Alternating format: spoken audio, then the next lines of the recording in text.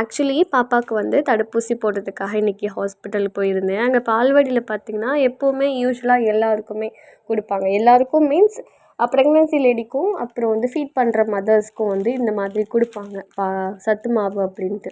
So அவங்க எல்லாருக்குமே இந்த வீடியோ யூஸ்ஃபுல்லாக இருக்குன்றதுக்காக தான் ஷேர் பண்ணியிருக்கிறேன். ஸோ அவங்க எல்லாருமே இந்த மாதிரி பேக்கெட்லாம் வாங்கி டெய்லிக்கும் வந்து என்ன சமைக்கிறது, போரிங்காக இருக்கும். இதில் என்னென்னா கொஞ்சம் எப்போவுமே வந்து கொழுக்கட்டை, கூழ், அதுக்கப்புறம் அடை இந்த மாதிரி சாப்பிட்றத விட கொஞ்சம் டிஃப்ரெண்ட்டாக நம்ம ட்ரை பண்ணலாம். நமக்கு தான் தெரியுமே. ஸோ நம்ம வந்து ட்ரை பண்ணிடலாம். இதை வந்து இதில் நிறைய ப்ரோட்டீன்லாம் இருக்குது. இதில் வந்து நிறைய செய்முறையும் கொடுத்துருக்காங்க. பட் நம்ம இதை வந்து கொஞ்சம் டிஃப்ரெண்ட்டாக ட்ரை பண்ணலாமா? சரி, எனக்கு தெரிஞ்சது குக்கீஸ், கேக்ஸ், பிஸ்கெட்ஸ் இந்த மாதிரி தான். இதுலேருந்து ஒன்று நம்ம இப்போது சட்டுன்னு செய்ய போகிறோம். எப்படி ட்ரை பண்ணலாமா? ஃபஸ்ட்டு இந்த சத்து மாவை நான் ஒரு கண்டெய்னரில் இந்த மாதிரி ஸ்டோர் பண்ணி எடுத்து வச்சுக்கிட்டேன். இப்போ நீங்கள் வந்து ப்ரௌனியை தவிர இதுலேருந்து உங்களுக்கு என்ன ட்ரை பண்ணணும் அப்படின்ட்டு நீங்கள் வந்து நினைக்கிறீங்களோ அதை எனக்கு மறக்காமல் கமெண்ட் பண்ணுங்கள். ஸோ நானும் வந்து உங்கள் எல்லாருடையும் கமெண்ட்ஸை படித்து பார்த்து நெக்ஸ்ட்டு என்ன ரெசிபி இந்த சத்து மாவில் ட்ரை பண்ணலாம் அப்படிங்கிறத நான் ட்ரை பண்ணுறேன்.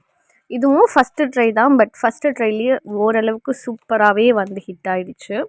இப்போ நான் வந்து கரெக்டாக 50 கிராம் சாக்லேட்டும் 25 கிராம் பட்டர் எடுத்திருக்கேன். அவ்வளோதான், ரொம்ப கம்மியான குவான்டிட்டியில் இதை ரெண்டுமே வந்து டபுள் பாயில் பண்ணி மெல்ட் பண்ண வச்சுருங்க. ஸோ ஏன்னா ஃபஸ்ட்டு எடுத்ததும் நிறைய குவான்டிட்டியில் செஞ்சு அப்புறம் வீணாக்க வேண்டான்ட்டு கம்மியாக செஞ்சுருக்கேன். ஓரளவுக்கு வந்து ஒரு 7-8 பீசஸ் வரும் உங்களுக்கு. ஸோ கொஞ்சம் நல்லபடியாகவே சாப்பிட்லாம். இப்போ வந்து ஒரு முட்டையை வந்து எடுத்து நல்லா கொஞ்சம் ஃபோர்க் வச்சு நல்லா பீட் பண்ணி எடுத்துக்கோங்க. இந்த முட்டையில் இருக்கும் பார்த்திங்களா, லைட்டாக வந்து ஒரு மாதிரி வெள்ளை பாட்டு அதை மட்டும் எடுத்துகிட்டு நல்லா வந்து மிக்ஸ் பண்ணிக்கோங்க. இப்போ வந்து இதில் 4 டேபிள் ஸ்பூன் வந்து ஒயிட் சுகர் எடுத்திருக்கேன். அதை மிக்சியில் போட்டு அரைச்சி பவுடர் பண்ணிக்கோங்க. ஸோ இதை நான் ஹெல்தி வெர்ஷனில் பண்ணும்போது என்கிட்ட இப்போன்னு பார்த்து ப்ரௌன் சுகர் இல்லை. ஸோ தட் இந்த ஒயிட் சுகர் கொஞ்சம் அன்ஹெல்தி தான். பட் இப்போ வந்து ட்ரை பண்ணிக்கலாம். நெக்ஸ்ட்டு நம்ம வந்து ப்ரௌன் சுகரில் ட்ரை பண்ணலாம். இந்த பவுடர் சுகர்லாம் சேர்த்துட்டு ஒரு வாட்டி நல்லா மிக்ஸ் பண்ணி எடுத்துக்கலாம். இது நல்லா மிக்ஸ் ஆனதுக்கப்புறம் ஒரு 3 டீஸ்பூன் கோகோ பவுட்ரு எடுத்திருக்கேன். டீஸ்பூன் வந்து உங்களுக்கு நான் வந்து ஸ்பூனில் தான் மெஷரிங் எல்லாமே சொல்லிகிட்ருக்கேன். யூஸ்வலாக நம்ம வந்து லன்ச் டின்னருக்கெல்லாம் யூஸ் பண்ணுவோம்ல டீஸ்பூன், அந்த டீஸ்பூன்லேயே நீங்கள் வந்து எல்லாத்தையும் அளந்து எடுத்துக்கோங்க. 3 டீஸ்பூன். அதுவும் நான் வந்து ஜலிக்காமல் தான் சேர்த்துருக்கேன். ஜலிக்கணுன்றது அவசியமும் இல்லை. பிகாஸ் வந்து ஏன்றதை நான் சொல்கிறேன்.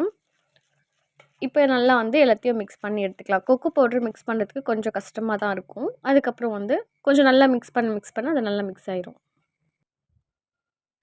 இது மிக்ஸ் பண்ணி எடுத்ததுக்கப்புறம் சைட்லேயே நம்ம கொஞ்சம் நேரம் ஆற வச்சுருப்போம் இல்லையா, டபுள் பாயில் பண்ணி சாக்லேட்டும் பட்டரோட மிக்சர், அதை நம்ம எல்லாத்தையும் உள்ளே சேர்த்துக்கலாம். உள்ளே சேர்த்துட்டு இதுவும் ஒன்ஸ் மிக்ஸ் பண்ணி எடுத்துக்கலாம். சேம் ரெசிபி நம்ம ப்ரௌனீஸ் செய்வோம் இல்லையா, நிறைய ப்ரௌனீஸ் வீடியோ பார்த்துருப்போம். அதே மாதிரி தான் கம்மியான குவான்டிட்டி ப்ளஸ் வந்து நம்ம சத்து மாவு தான் சேர்க்க போகிறோம் மைதாக்கு பதிலாக. அவ்வளோதான், வேறு எந்த டிஃப்ரெண்ட்டும் கிடையாது. பட் வந்து இதில் ஒரு 3 டீஸ்பூன் நம்ம பால் சேர்ப்போம். ப்ரௌனீஸில் சேர்க்க மாட்டோம்.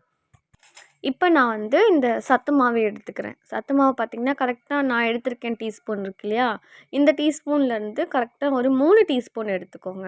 அப்போ உங்களுக்கு கரெக்டாக இருக்கும். எக்ஸாக்டாக 3 டீஸ்பூன் எடுத்துக்கோங்க. இதை நான் எதுக்கு வந்து ஜலிக்கலை கோகோ பவுடர் சுகர் அப்படின்னு பார்த்திங்கன்னா, சத்து மாவு ஆல்ரெடியே பார்த்திங்கன்னா கொரப்பாக தான் இருக்கும். நம்ம மைதா மாதிரியெல்லாம் சாஃப்டாக இருக்காது. இது வந்து கொஞ்சம் கொரப்பாக இருக்கும். ஏன்னா இதில் நிறைய வந்து சத்துக்களான நல்ல விஷயங்கள் சேர்த்துருக்கனால அது ஃபுல்லாகவும் அறப்படாது தான். கொஞ்சம் வந்து கொரப்பாக இருக்கும். அப்போ தான் நமக்கு அந்த சத்தெல்லாம் வரும்னு சொல்லுவாங்க. ஸோ அதனால தான் நான் எந்த இன்க்ரீடியண்ட்டும் இதில் வந்து ஜலிச்சாலும் பிரயோஜனம் இல்லை. ஃபைனலி நம்ம சேர்க்க போகிறது கொரப்பாக தான் இருக்கும்ன்ட்டு. ஸோ இப்போ வந்து சத்து மாவு நல்லா வந்து மிக்ஸ் பண்ணி எடுத்துக்கிறேன். மிக்ஸ் பண்ணும்போதே ஐ ஃபீல் எனக்கு வந்து இது வந்து ரொம்ப கொஞ்சம் கட்டியாக இருந்த மாதிரி இருக்குது. ஏன்னா இதுக்கு முன்னாடி செஞ்ச ப்ரௌனி அந்த மாதிரி இல்லை. ஸோ வந்து இதுக்கு எப்படியாச்சும் நம்ம ஒரு 3 டீஸ்பூன் ஆச்சு இதில் பால் சேர்க்கணும். அப்போ தான் இது சரிப்பட்டு வரும்னு தோணுச்சு.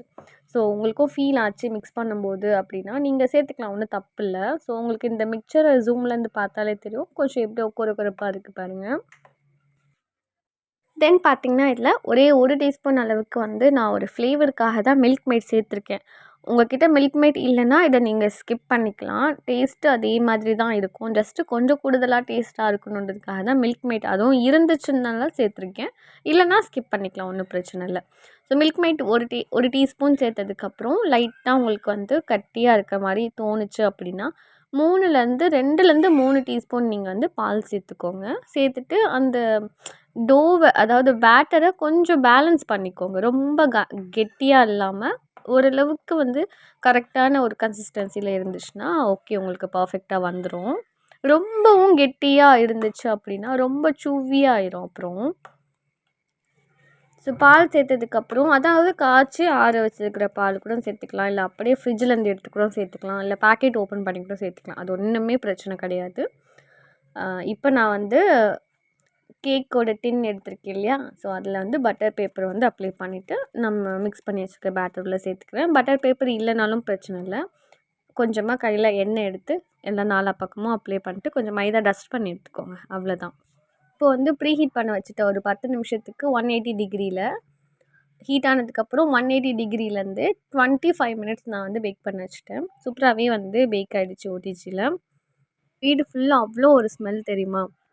நானே எதிர்பார்க்கல இந்த சத்து மாவில் இவ்வளோ டேஸ்டியாக ப்ரௌனி வருமான்ட்டு. ஸோ தட் நான் வந்து லைவாகவே வாய்ஸ் யூஸ்வலாக நான் வந்து எப்போவுமே வீடியோ எடுத்ததுக்கப்புறம் தான் வாய்ஸ் கொடுப்பேன். பட் அந்த கொஞ்சமாக ஒரு சின்ன துண்டு சாப்பிட்டதும் எனக்கு அப்படியே ஆட்டோமேட்டிக்காக வந்து பேச ஆரம்பிச்சிட்டேன். ஸோ ரொம்ப நல்லா கேளுங்க. நான் இதை வந்து கொஞ்சம் அந்த சின்ன துண்டு சாப்பிட்ட உடனே எனக்கு அப்படியே வாய்ஸ் கொடுத்து சொல்லிடணும் போல். நான் எக்ஸ்பெக்ட் பண்ணவே இல்லை, அந்தளவுக்கு சூப்பராக இருந்திருக்கு. அதுவும் பாருங்கள் நல்லா சாஃப்டாக இருந்திருக்கு. இனிமேல் இதை வச்சு ப்ரௌனி செஞ்சிடலாம் போல், அவ்வளோ டேஸ்ட்டாக இருக்குது. பாருங்களேன், செம்மையாக இருக்குது. இது ரொம்ப ஹெல்தி வெர்ஷன். இது குழந்தைங்களுக்கு கொடுக்கலாம். நம்ம வந்து நெக்ஸ்ட் சாக்லேட் அவாய்ட் பண்ணி கூட நம்ம செஞ்சு பார்க்கலாம். நம்ம இந்த ப்ளைன் கேக்லாம் பண்ணுவோம்ல, அந்த மாதிரி கூட நம்ம வந்து இதில் ட்ரை பண்ணலாம்னு நினைக்கிறேன். சூப்பராக இருந்திருக்கு. நான் எக்ஸ்பெக்ட் பண்ணவே இல்லை, நல்லா சாஃப்டாக இருந்திருக்கு. க்ரிங்கிள் டாப்பும் லைட்டாக வந்திருக்கு. ரொம்ப ப்ரெஸ் பண்ணவே இல்லை, அதுவாகவே நல்லா வந்து கட் ஆகுது. வேறு லெவலில் வந்திருக்கு.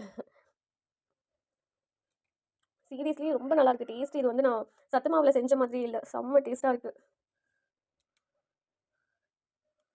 கேக்கி ப்ரௌனி மாதிரி இருக்குது. இது செம்ம ஃபஜ்ஜியாலாம் இல்லை, ஆனால் கேக்கி ப்ரௌனி தான் இது லைட்டாக. என்னால் வந்து இது பொறுமை இல்லை, நான் போய் சாப்பிட்டுக்கிறேன்.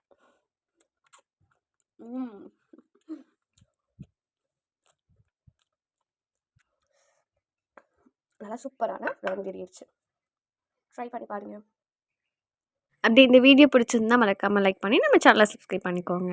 பாய்.